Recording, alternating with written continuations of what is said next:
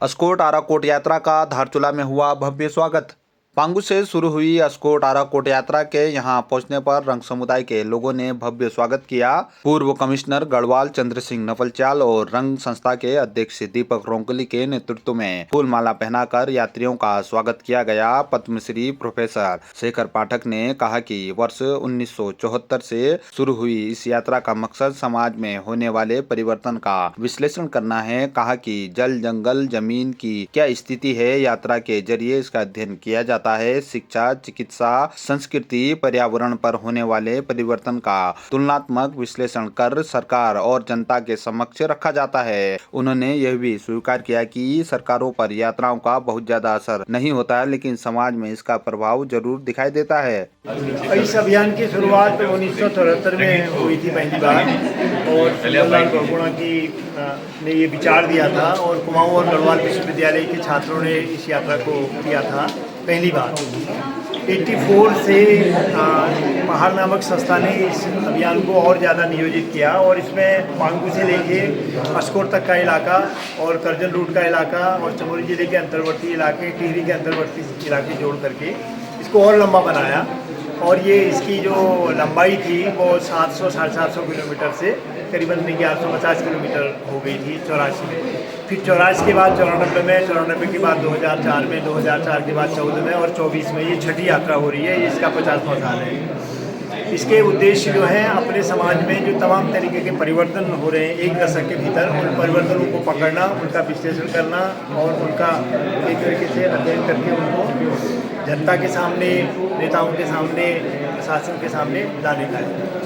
और जो एक तुलनात्मक अध्ययन है, जैसे सामाजिक स्तर पर क्या परिवर्तन हुए हैं, सांस्कृतिक स्तर पर क्या परिवर्तन हुए हैं, पर्यावरण में कितने बिगाड़ हुई है, विकास का कार्य कितना हुआ है, कोई ऐसा विकास का कार्य तो नहीं हुआ है जो विनाश कर रहा हो। उसके अलावा सड़कों का जाल किस तरीके का बना है, उनकी बनाने की संरचना कैसी है, बांधों का सिलसिला कैसा है, जल, जंगल, जमीन का क्या हाल है, लोगों का आउट माइग्रेशन कितना हो रहा है, अपनी भाषाएं कितनी छूट रही हैं, शिक्षा, चिकित्सा वगैरह की दशा क्या है। यानी कि हमारे उत्तराखंड के जीवन का कोई पक्ष ऐसा नहीं है जिसका स्पर्श ये यात्रा नहीं करती है। तो हमारे विस्तार से डॉक्यूमेंटेशन हम लोग करते हैं और हर तरह की सामग्री उसमें हमने इकट्ठा की है। इस बार हमारे साथ कुछ फिल्म बनाने वाले लोग भी हैं, वैज्ञानिक बहुत सारे लोग हैं देश और विदेश से आए हुए, तो तमाम आयामों पर एक तरीके से पड़ताल करने की कोशिश होगी और 50 साल का एक लेखा जोखा बनाने का प्रयास होगा। सरकारों पर बहुत ज़्यादा असर यात्राओं का नहीं होता है। सरकारों पर ज़्यादा असर तो अभी कॉरपोरेट नीतियों का हो रहा है, लेकिन बहुत बार सरकारों को सुनना पड़ता है जब वो आवाज़ जनता की आवाज़ बन जाए। तो वर्ष 1974 से चल रहा, आज 50 साल इनके पूरे हो गए और ये छठी यात्रा है।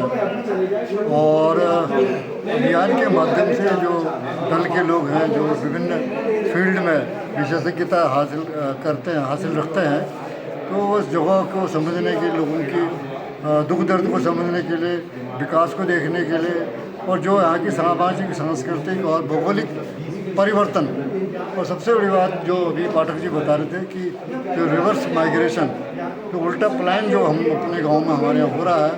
बहुत सालों से हमारी पीढ़ियाँ जो बाहर रह रही हैं, लेकिन आज उनको गांव याद आ गया है, तो अब गाँव आने लग गए हैं, हमारे गाँव विकसित होने लगे हैं। जैसा कि सड़क बन रहा है और हमारे जो पर्यटन स्थल हैं वो विकसित हो रहे हैं, और लोगों ने अपने गांव में अपने मकान दोबारा नए सिरे से बनाना शुरू कर दिए। और मैं स्वयं अपने गांव के बारे में कहता हूं कि हमारे जो सरकारी सेवा में सेवानिवृत्त हो गए लोग आए हैं, वो पूरा रोज़ हर साल गांव जाते हैं और अपने गांव के जो सामाजिक रीति रिवाज है, धार्मिक संस्कार है, उसको प्रतिभा करते हैं। उसका परिणाम ये हुआ कि हमारे गांव आबाद है, तो परिपूर्ण होगा, वो सफलता से हो, सकुशलता से हो, और ये सभी दल के सदस्य जो हैं सकुशल वहाँ पहुँच पाएँ। और मेरा ये इच्छा है कि जो दल जो भी यहाँ पर उनको दिखाई दे, सामाजिक जागरूकता के बारे में या पर्यावरणीय परिवर्तन के बारे में, ये जो विकास की दौड़ के अंतर्गत तमाम सड़कें जो बन रही है, अभी आपने इन्होंने देखा होगा कि ठानी पहुंचने के लिए ही जो है 2 सड़कें पैरेलल समांतर बनी हुई है, तो उससे कितना भूगर्भीय परिवर्तन, भूगर्भीय कंपन हुआ होगा, तो ये भी एक सोचने वाली बात है। अंत में मैं दल के सभी सदस्यों को शुभकामना देता हूँ, उनकी यात्रा सफल हो। मटेना गांव के घर में घुसा किंग कोबरा, मचा हड़कंप।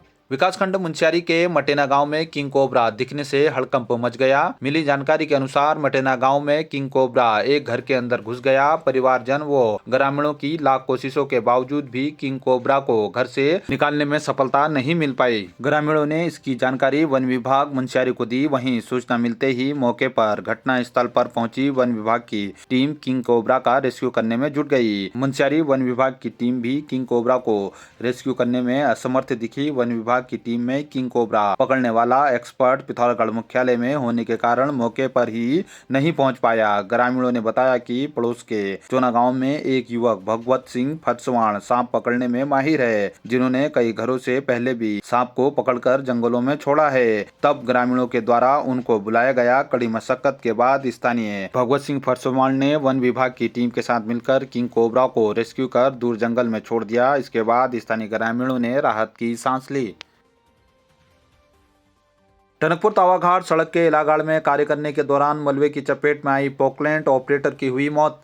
टनकपुर तावाघाट एनएच में सोमवार को इलागाड़ में एनएचपीसी पावर हाउस से 100 मीटर आगे एला मंदिर के पास हिलवेज कंपनी का ऑपरेटर सड़क कटिंग का मलबा साफ करने के दौरान अचानक पहाड़ी से गिरे मलबे की चपेट में आने से पोकलैंड मशीन व ऑपरेटर 50 मीटर खाई में जा गिरे, जिसमें पोकलैंड ऑपरेटर श्यामलाल उम्र 28 वर्ष ग्राम तालवान तहसील सलूनी चंबा हिमाचल प्रदेश निवासी की मौके पर ही मलबे में कर मौत हो गई। घटना की सूचना मिलते ही 11वीं वाहिनी एसएसबी के एसी जुबेर अहमद, एसडीआरएफ तहसीलदार राम प्रसाद आर्य और पुलिस के एसआई प्रदीप कुमार व हिलवेज के अधिकारी मौके पर पहुंचे।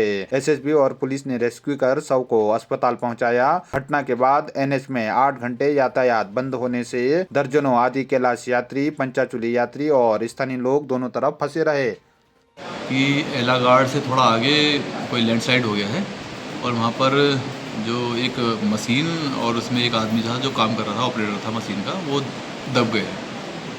इस सूचना पर मैं माई फोर्स के वहाँ पर मौके जब पहुँचा था तो ये घटना एलागाड़ से लगभग 500 मीटर आगे की है, तबाघाट की तरफ की। तो वहाँ पर लैंडस्लाइड हो रखा था। वहाँ पर लैंडस्लाइड में नीचे एक मशीन और एक आदमी दबा हुआ दिखाई दे रहा था, जिसे हमने पुलिस बल ने एसएसबी बल की सहायता से रेस्क्यू करके बचाव कार्य करके उससे बाहर निकाला था और उसको हम अस्पताल लाए तो चिकित्सक द्वारा उसको मृत घोषित कर दिया गया है। तो उसकी मेरे द्वारा पंचनामे कार्रवाई पूरी की गई है।